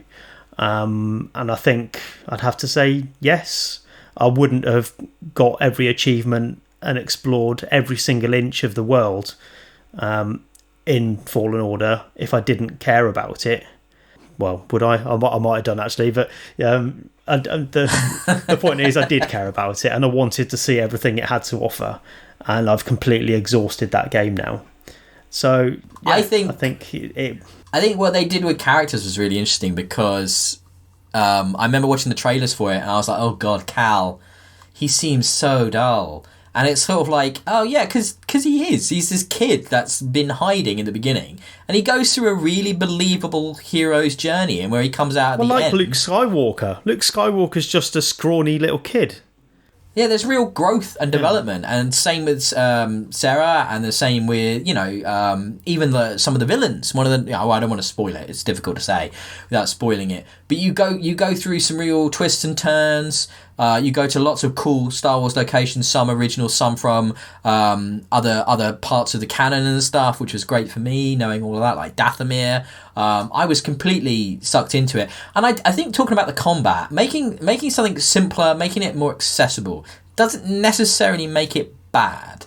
It just means that they want the game to be more palatable and enjoyed by more people. Well, that's true. That's true. But there's a point near the end of the game where it unlocks this thing, and you think, "Oh, brilliant! That's going to add so much more to the combat," and it really doesn't make any difference whatsoever. So yeah, I get what you're saying, that they want it to be simple, but that has a real detriment when they try to add more stuff to the experience, and it really doesn't add anything. I know what you mean. Did you watch the documentary on the making of it? I thought that was very interesting, and I feel like there are parts of that game where there are concepts and there were ideas, and things were cut, and things were not fully fleshed out due to, say, this game needs to come out by this date. Not so much that. I think the more interesting stuff was how much influence Lucasfilm had over the... Well, that's what I'm talking about. I'm thinking those decisions didn't come from... Yeah, but they were talking about the mechanics of the game, like the force powers. They were getting involved in, well, how long does it take for him to cast a slowdown spell or whatever it is? It wouldn't be realistic for it to be immediate. So they had real input into how the game controls, rather than just how it looks and what characters are in it. It's at that level. And I don't know about you, but seeing the last Star Wars movie that just came out, maybe they could do with a bit of a shake-up. at Lucas, wherever they, Disney and stuff, when it comes to who's managing their properties and how they're doing things, because not always the best, the stuff that's coming out. So in spite of that, they made a fucking excellent game, like a truly excellent Star Wars game. That's also just a really good combat game, like a really good action game with Metroid elements as well of exploration. I really enjoyed Star Wars Jedi Fallen Order. But is it better than Control? No. They're very similar games in a way, aren't they? Is it better than Control? Are they? In what way? Well, they've both got force-based control mechanisms. Okay, They're both open-world Metroidvania style games. Yeah, I guess so. Though Control doesn't have that Souls-like combat. It's a bit more of a conventional third-person sort of action-adventure sort of style, isn't it? But I prefer Control's world. I mean, obviously Star Wars is Star Wars and it's fantastic, but Control's felt new and I feel fresh. like I don't want to give... the Bureau, all I of thought that. it was more interesting. I felt like I don't want to give Star Wars too many points for being a good Star Wars game, just because we waited so long for one, Exactly, yes. And so many were cancelled before we even got this one. So it's kind of like, there was a hunger for this type of game in the Star Wars universe, and I think that's definitely added a lot to the experience. It does have some really bad bits, like all those sliding down mud hills. I kind of like the sliding, but it was... I forget the ice planet when you had to slide through, like, the cogs, the death traps, and it's like, oh, for fuck's sake, and how many times did you hit them and have to do it again and again and again because the timing didn't feel quite right and you had to sort of anticipate it in a weird way, and I was just like, oh, you know what, that's a bit tedious. I didn't love that, but I think Control still stands out, and honestly, at this point, Richard, I'm not sure it's even worth me doing the final game that hasn't come up yet. I'll tell you what it is. It's Fire Emblem Three Houses. Well, again, I haven't played it, so... You have not played it. I'll quickly mention it then. It is a fantastically good Fire Emblem game, which is a combination of management, visual novel, and turn-based tactical combat, kind of in 3 equal measures. The writing is fantastic and fully voiced, which is amazing when you compare it to, say, Pokemon, which came out on Switch with no voice acting, which is bizarre to me. But no, Fire Emblem is brilliantly voice acted, brilliantly well written. The combat is just as good as it's always been in this series, and more accessible than ever with sort of a time rewind mechanic, so you can still play the permadeath mode, but you can get around it if you want. And then the management game of the sort of like training up your squads, going around picking flowers, having tea with different people, cooking a meal. It's so Japanese. It's so quirky and weird, but wonderful, and just there's incredible twists throughout it. There's 3 different houses. It's like a Hogwarts-style school, and each one you play through has a different set of characters that have different story stuff, which means the game can unfold very differently. So there's a real reason to replay it as the different houses, which is really interesting. There's big twists and revelations as the game goes along. It's got a really cool story. I loved it a lot. I thought it was a fantastic game. I haven't finished it. There's certainly more for me to do. But I don't think I'm going to be able to convince you because you have really no experience with it. Well, so. I'm in your hands, really. I can't make a decision on a game I haven't played, so... Well, I'd say it was already my number 1 on my personal list. So I have no problem at all keeping Control at number 1. So Control is the winner? I would say Control is the game of the year for me. And experience kills then, if that's what you agree to. Well, that's where we've ended up. That's a funny old... How did you find this format? I think it's interesting. I think it's just a bit of fun, isn't it? So no one can take it seriously. Yeah. And I think there are games in the list where I think I may put that above Control, depending on which day of the week it is and how I'm feeling. But there's a lot of really good games on that list. I think what we'll do is put out how many games each of these titles beat in the rundown, so that will give us a kind of runners-up feel for what did the best, rather than writing all of them off, and because it's probably closer than it looks between a lot of them. There's 2 or 3 I think with a similar amount. Control, maybe Sekiro, but definitely Plague Tale will be up there. Plague Tale, Outer Wilds, and Outer Wilds, yeah, that was the other one. The front runners for how many games they beat. But I mean, anything on this list basically means it was a favourite of ours. We had really enjoyed it this year. All 18 games are winners in many ways, as excellent experiences. Obviously, there are games that are not on this list that are, really, really well regarded from other outlets, which we've just not played. Disco Elysium comes to mind. I really want to get my hands on it. I just haven't had the time to do it yet. And that, there's lots of great games this year. And I think it's interesting, you said it right at the beginning, and people were talking about this being a really quiet year for games. But actually, there's been some really cool experiences that were unexpected and different and really worth checking out. Yeah. So that's Game of the Year then. I think we're all wrapped up. Game of the Year 2019, Control. I'm very happy about that, I have to say. I'm not unhappy. I think that could have turned out differently. That is one of my standout games of the year for sure. Bit sad that Plague Tale didn't get further, but respectable outcome for that. And if we can highlight that needs playing, then please people buy that game. It's fantastic. So we'll be back soon with, we're waiting for games to kick off again in 2020, January the 1st right now. Unsurprisingly, I haven't heard from a lot of PR yet. But I suspect things will start ramping up next week and into the coming weeks and stuff. There's plenty of stuff on the horizon. Cyberpunk, Doom, Watch Dogs, just to name a few that were all delayed out of 2019. I'm certainly looking forward to all of those. So there's going to be games to talk about, and we'll be back to do that. We'll also have a podcast in the future and other developments that might arise in 2020 for Experience Kills as well. Thank you very much for listening to this or watching it on YouTube, though I'd probably recommend listening to this one as it was quite extensive.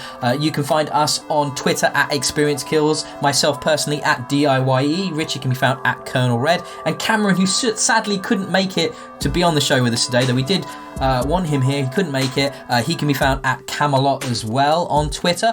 You can obviously listen to this as a podcast on our podcast feed, which, like I said, is probably the best way to do it. Please give us a like and subscribe on YouTube, and send us anything you like over Twitter, especially to Richard if it's money. Yes, please. Thank you. He wants all the money. So until next time, have a good one. Game of the Year is done. Happy New Year. Bye. Happy New Year.